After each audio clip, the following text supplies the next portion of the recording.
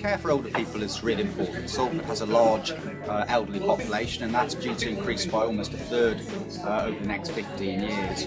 We also know that older people often experience poor outcomes, and those outcomes are often related to the fragmentation of care delivery across health and social care services.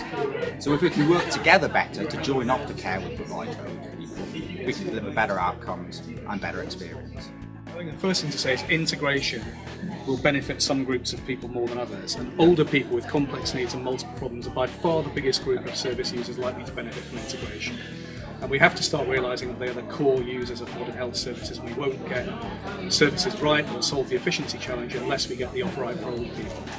I think the second thing is, and it's a truism, but it's absolutely right, we have to look at what the person would want for themselves in their own care and walk that journey of care for the individual, like with Sally Ford locally or Mrs Smith in Torbay, and start from that perspective and not from the perspective of organisation, structures, funding and so forth. And then what you've got to do is, across every part of the care pathway, look at what best practice looks like and how far off you are achieving best practice.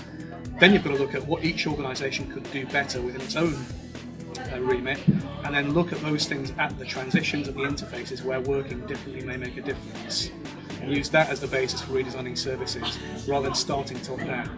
Okay.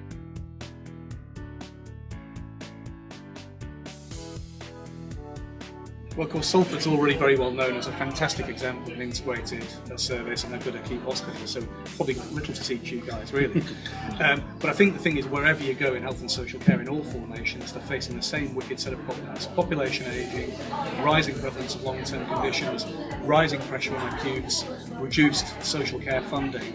And so really you engage people by saying this is the way to actually help solve a number of the problems that are pressing problems for you all. The commissioners don't want to pay for loads of excess emergency activity. The acute hospitals full all the time. People don't want to go to nursing homes avoidably. So it's in everybody's interest to actually collaborate to deliver this change.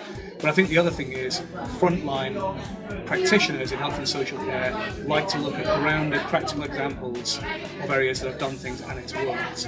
And they also are convinced if you can show that the change has benefited people in their own patch. I think one great thing here though is you've made a point right from the outset of engaging older people in the locality to inform the work, not just in a tokenistic way, but you really got them on board from the outset.